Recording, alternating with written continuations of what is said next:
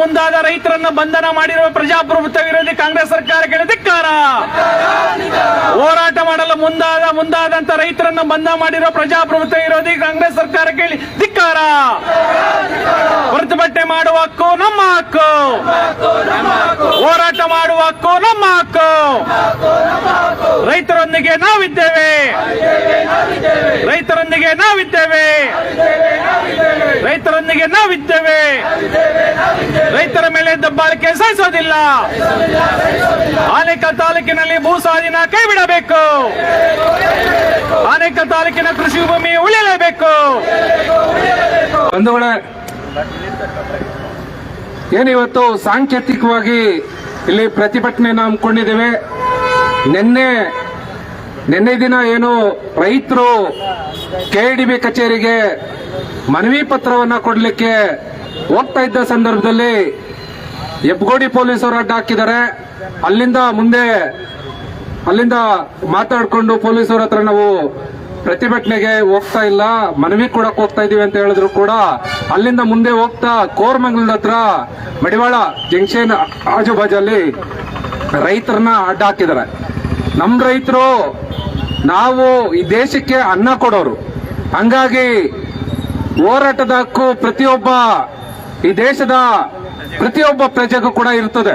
ಹಂಗಾಗಿ ಪ್ರತಿಭಟನೆಯನ್ನ ರಸ್ತೆ ಮಧ್ಯದಲ್ಲೇ ಕೂತು ಪ್ರತಿಭಟನೆಗೆ ಮುಂದಾದ ಸಂದರ್ಭದಲ್ಲಿ ಪೊಲೀಸರು ಹೆಣ್ಮಕ್ಳು ಅಂದಿರನೆ ಮತ್ತೆ ಏಕಾಏಕಿ ಎಳೆದಾಡಿ ಅವ್ರ ಮೇಲೆ ಹಲ್ಲೆನೂ ಕೂಡ ಮಾಡಿದ್ದಾರೆ.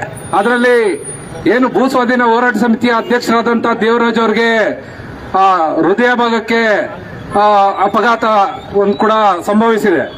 ಇವತ್ತು ಬೆಳಗ್ಗೆ ಹೋಗಿ ಅವ್ರು ಮಾತಾಡ್ಸೋವಾಗ ಕೂಡ ಅವ್ರು ಹೇಳ್ತಾ ಇದ್ರು ಲಾಠಿ ಚಾರ್ಜ್ ಕೈಗೆ ಹೊಡೆದಿದ್ದಾರೆ, ಕಾಲ್ಗೆ ಹೊಡೆದಿದ್ದಾರೆ ಅಂತ. ಇನ್ನೊಬ್ರು ಕಾಲ್ಗೂ ಕೂಡ ಏಟಾಗಿದೆ. ಹಂಗಾಗಿ ಈ ಸಂದರ್ಭದಲ್ಲಿ ಎಲ್ಲಾ ಪ್ರಗತಿಪರ ಸಂಘಟನೆಗಳು ಸೇರಿ ಒಟ್ಟಾರೆ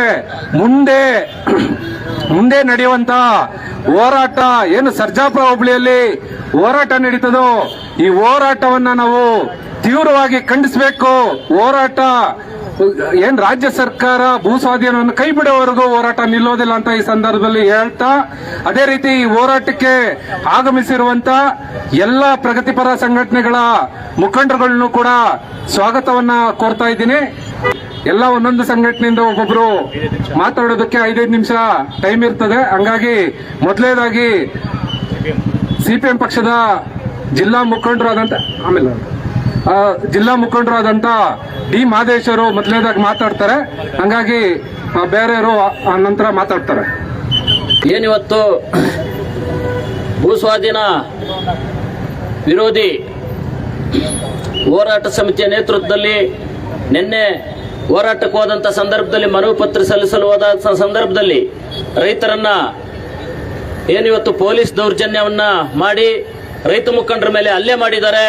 ಅಷ್ಟು ಮಾತ್ರ ಅಲ್ಲ, 100 ಜನರ ಮೇಲೆ ಇವತ್ತು ಕೇಸ್ ದಾಖಲು ಮಾಡಿದ್ದಾರೆ. ಆದ್ರಿಂದ ಈ ಹಲ್ಲೆಯನ್ನ ರೈತರ ಮೇಲೆ ಆಗಿರುವಂತಹ ಇವತ್ತು ಈ ಪೊಲೀಸ್ ದೌರ್ಜನ್ಯವನ್ನ ಖಂಡಿಸಿ ಇವತ್ತು ಎಲ್ಲ ಪ್ರಗತಿಪರ ಯಾರು ರೈತ ಪರ ಕಾಳಜಿ ಇರುವಂತ ಎಲ್ಲ ಇವತ್ತು ಬಂದು ಭಾಗವಹಿಸಿದ್ದಾರೆ. ಎಲ್ಲ ಮುಖಂಡರಿಗೂ ಕೂಡ ಸ್ವಾಗತವನ್ನು ಬಯಸ್ತಾ ಇದ್ದೀನಿ. ಬಹಳ ಮುಖ್ಯವಾಗಿ ಇವತ್ತು ಆನೇಕಲ್ ತಾಲೂಕಿನಲ್ಲಿ ಐತಿಹಾಸಿಕ ಹೋರಾಟಗಳನ್ನ, ರೈತ ಮತ್ತು ಪ್ರಗತಿಪರ ಹೋರಾಟಗಳನ್ನ, ಇಡೀ ಸರ್ಕಾರವನ್ನ ಆನೇಕಲ್ ಕಡೆ ನೋಡಂಗೆ ಅನೇಕ ಪ್ರತಿಭಟನೆಗಳನ್ನ ನಾವು ಯಶಸ್ವಿಯಾಗಿದ್ದೀವಿ. ಆನೇಕಲ್ ಹೋರಾಟಗಾರರು ಅಂತ ಹೇಳಿದ್ರೆ ಸರ್ಕಾರ ಇವತ್ತು ತಿರಸ್ಕಾರ ಮನೋಭಾವದಿಂದ ನೋಡಬಾರ್ದು.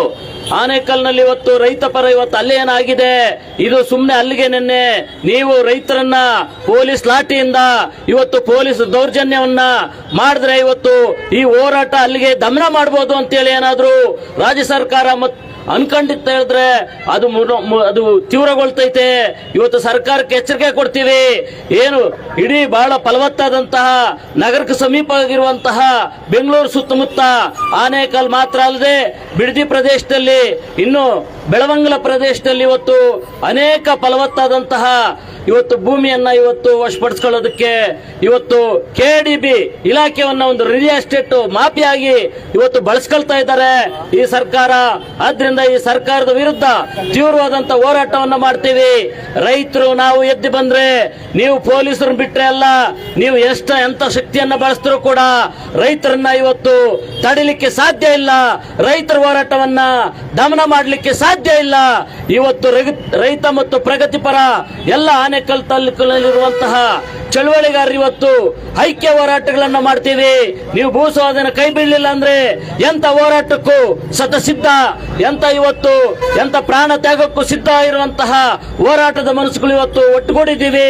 ಈ ಸಂದೇಶವನ್ನು ಈ ಸರ್ಕಾರ ಒಂದು ರೀತಿಯಲ್ಲಿ ಇವತ್ತು ಸಾಮಾನ್ಯ ರೀತಿಯಲ್ಲಿ ಪರಿಗಣಿಸದೆ ಇದನ್ನು ಕೈ ಬಿಡೋ ರೀತಿಯಲ್ಲಿ ಉತ್ತಮವಾದಂತ ರೈತರನ್ನು ಕರೆಸಿ ಮಾತುಕತೆ ಮಾಡಿ ಈ ಸಮಸ್ಯೆಯನ್ನ ರೈತರ ಪರವಾದಂತ ತೀರ್ಮಾನ ಮಾಡಿಲ್ಲ ಅಂತ ಹೇಳಿದ್ರೆ ಇದು ಬಹಳ ತೀವ್ರವಾದ ಹೋರಾಟವನ್ನ ಮಾಡ್ತೀವಿ.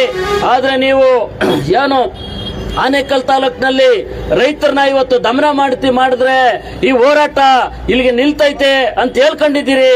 ಏನ್ ದಮನ ವಿರುದ್ಧವಾದಂತಹ ಎಲ್ಲ ಜನರ ಜನಾಕ್ರೋಶ ಇವತ್ತು ನಿನ್ನೆ ನಡೆದಿರುವಂತಹ ಘಟನೆ ಇಡೀ ರಾಜ್ಯಾದ್ಯಂತ ನೋಡಿದ್ದಾರೆ.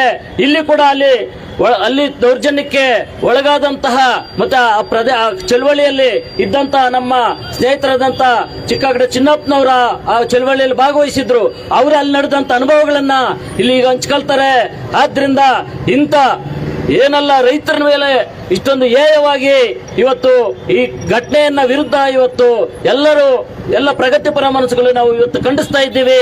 ಈ ಹೋರಾಟವನ್ನ ಮುಂದೆ ತಗೊಂಡು ಹೋಗ್ತೀವಿ, ಈ ಹೋರಾಟವನ್ನ ತೀವ್ರಗೊಳಿಸ್ತೀವಿ ಅಂತ ಹೇಳ್ತಾ ನನಗೆ ಮಾತಾಡ್ಲಿಕ್ಕೆ ಅವಕಾಶ ಮಾಡಿಕೊಟ್ಟಂತ ತಮ್ಮೆಲ್ಲರಿಗೂ ನನ್ನ 2 ಮಾತುಗಳು